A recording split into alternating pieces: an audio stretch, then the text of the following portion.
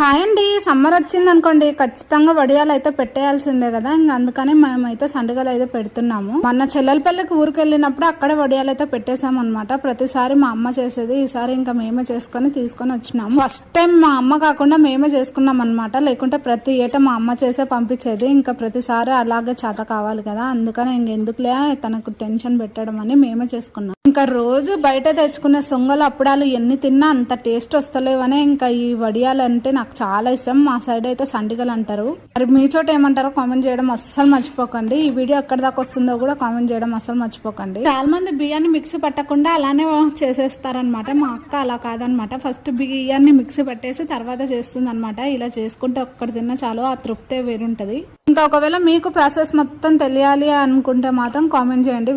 Long video అయితే share చేస్తాను. వడియాలంటే పెద్ద ప్రాసెస్ అని ఇంట్లో అస్సలు చేసుకోరు. సింపుల్ ప్రాసెస్ లో చూపించమంటే చూపిస్తే. వీడియో నచ్చితే లైక్ షేర్